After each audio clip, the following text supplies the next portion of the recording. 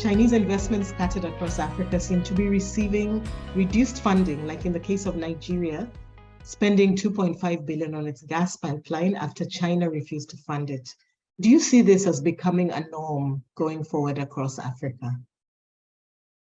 And I see this linked to what you're saying, that if Chinese are assessing some of the debt burden in some of these countries or on some of these projects, it's a commercial decision. And so we might see that if people are, if certain countries are overburdened, perhaps there could be more declines over time as this debt load increases. So is there, there's a perception that the Chinese lenders exact fewer conditions on African governments? This is a question from the team. Is this accurate? Is it good or bad? And does it leave open space for corruption? So on one hand, some people complain that the conditions are too many, and that's a sign of, not good faith. And then others say that not having enough conditions is also a sign of not good faith. So I don't know what you would say as the situation on the ground on that. I just wanted to add a couple points, and then I'm going to let Folashade kind of finalize this, round out this discussion. But a couple points.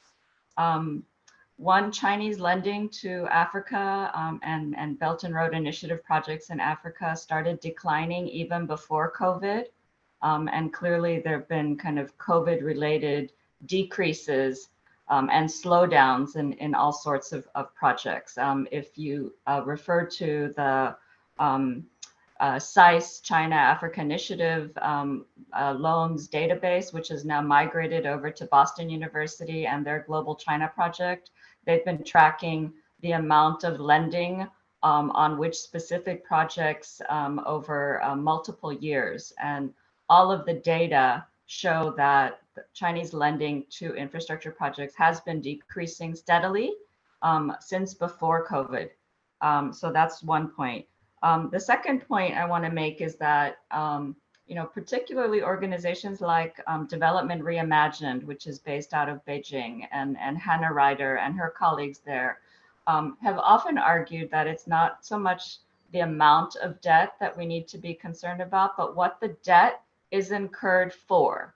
So what are those loans used for?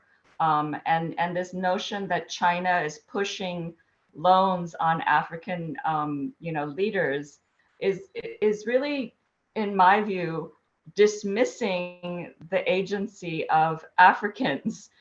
Africans are requesting the loans because they want to build infrastructure, and all development professionals are very clear that in order to develop one's country and in order to grow one's economy, Africans need that infrastructure. It's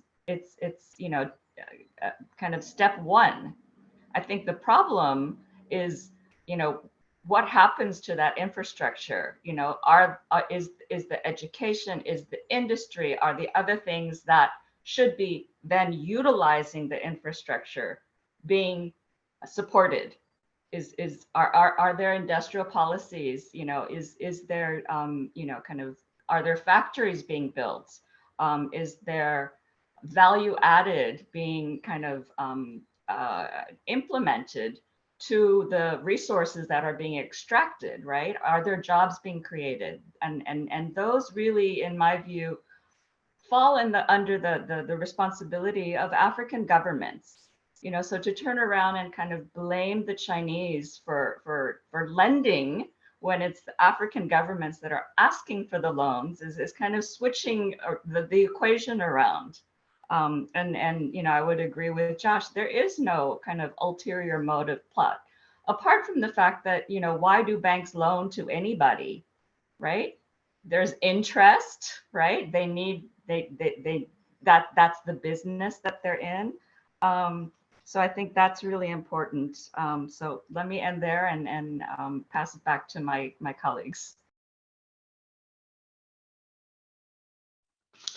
Thank you, Yoon. I think you've summarized it very well. What I would only add here is that, when you talk about a debt trap, especially the trap part of this notion,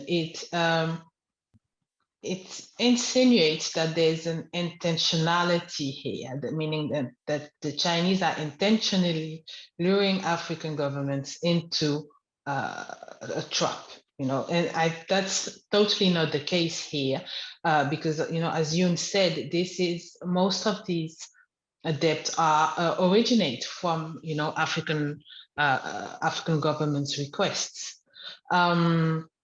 And this is also due to the fact that it's easier for them to contract loans from China than from international financial institutions, because African governments are considered, the environment, the risk environment, is seen, like, let's say African economies are seen as too high risk environments, which makes it difficult for them, to get loans from these countries. And there's where, I would come to your question about, conditionality. There are conditions, I would say, or conditionalities on both sides, but they are just different. And also same, with corruption. I asked this question about corruption to some of the African negotiators, and they would say there is corruption, on the Chinese side, but there's equally also corruption on the Western side. It's just there are different corruption practices, between the Chinese and the Western organization, but there's no ranking of who is more corrupt than others. So I think that if you really want to dig into that, it's more about looking at, how different are they one, from the other, and how do African governments respond to that or encourage it? Because sometimes it can also come from the other side. So yes, I think this, and what Josh also mentioned here, that there's more due diligence now. Historically, in Africa, Chinese contractors were more keen to get into a sort of sometimes experimentalist approach, learning by doing. And this has caused some, projects to fail, but also others to succeed. And I think we are coming to a stage now where they've learned more from their experience, and also, with regards to the current situation, also related to debt contraction. And I would really encourage you to go and, this website by the Global Development Initiative from Boston, and also the Johns Hopkins Carey Initiative, because there you can see the variety. There's no general, whole Africa indebted to China. There's a lot of variety between, different regions, but also within these regions. Nigeria, the Nigerian government has contracted more debt from China than the Beninese one. Same in North Africa. That is the region, where these countries have the least, contracted debt from China, in loans from China. So I think that there's this variation here that's important. So yes, I think there are many factors here that make it very difficult, to put it into one box and one myth of, debt trap. It's so much more nuanced and more complex.